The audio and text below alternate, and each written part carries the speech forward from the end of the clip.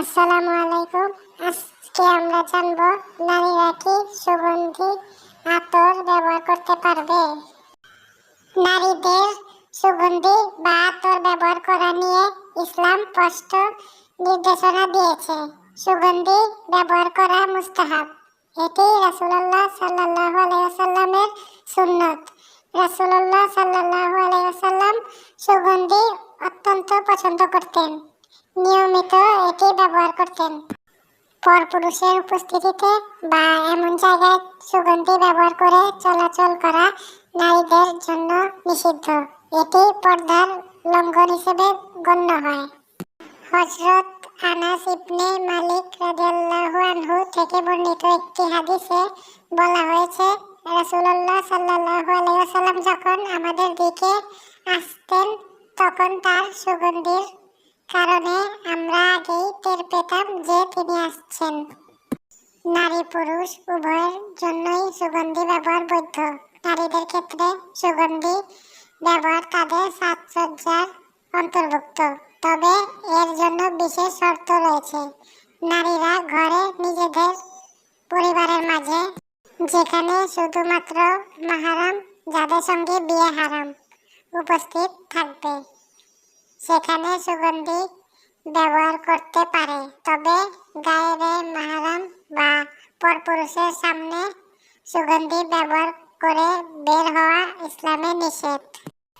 পবিত্র কোরআনে আল্লাহ তাআলা বলেছেন, তারা যেন তাদের সজ্জা প্রকাশ না করে। হাদিস শরীফে এ বিষয়ে রাসূলুল্লাহ সাল্লাল্লাহু আলাইহি ওয়াসাল্লাম বলেছেন। ইমাম ইবনে হাজার আসকালানি রাহমাতুল্লাহ বলেন, এই নিষেধাজ্ঞার কারণ হলো সুগন্ধি মানুষের যৌন কামনাকে উস্কে দেয়, তাই এ বিষয়ে সতর্ক করা হয়েছে। নারীদের ক্ষেত্রে ইসলামে শালীনতা গুরুত্ব আরোপ করা হয়েছে, তাই ঘরের ভেতরে সুগন্ধি ব্যবহার জায়েজ, অথবা এমন স্থানে যেখানে কোনো গায়রে মাহরাম উপস্থিত নেই সেখানে সেন্ট, পারফিউম বা বডি স্প্রে ব্যবহার করা যেতে পারে। তবে শর্ত হলো এগুলোতে কোনো নাপাক বস্তু মেশানো থাকা যাবে না। পরপুরুষের উপস্থিতিতে বা এমন জায়গায় সুগন্ধি ব্যবহার করে চলাচল করা নারীদের জন্য নিষিদ্ধ। এটি পর্দার লঙ্ঘন হিসাবে গণ্য হয়। হাদিসে এমন নারীদের সম্পর্কে রাসূলুল্লাহ সাল্লাল্লাহু আলাইহি ওয়াসাল্লাম অভিশাপ করেছেন।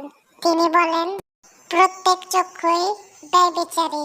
আর কোনো নারী যদি সুগন্ধি ব্যবহার করে পুরুষদের মজলিসে পাশ দিয়ে অতিক্রম করে তবে সে ব্যভিচারিণী।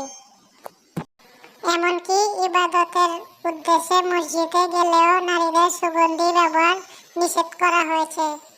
রাসূলুল্লাহ সাল্লাল্লাহু আলাইহি ওয়াসাল্লাম বলেছেন, আল্লাহ বান্দীদের মসজিদে আসতে বারণ করো না, তবে তারা যেন সুগন্ধি ব্যবহার ছাড়া সাদাসিধাভাবে আসে। স্বামী ছাড়া অন্য কোনো পুরুষের জন্য সুগন্ধি ব্যবহার করা কোনো মহিলার জন্য বৈধ নয়। গায়রে মাহরাম বা পরপুরুষের সামনে সুগন্ধি ব্যবহার করে বের হওয়া ইসলামে নিষিদ্ধ।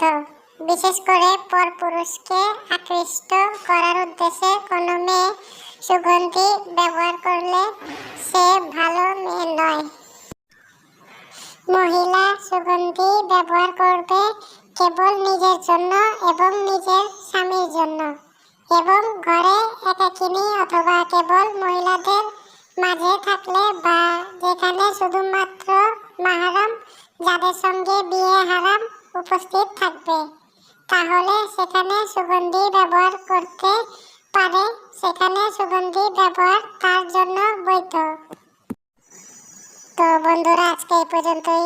যদি আমার ভিডিওটি ভালো লাগে তো প্লিজ আমার চ্যানেলটি সাবস্ক্রাইব করেন, একটা লাইক দিন, আর এই ভিডিওটি আপনাদের বন্ধুদের কাছে শেয়ার করে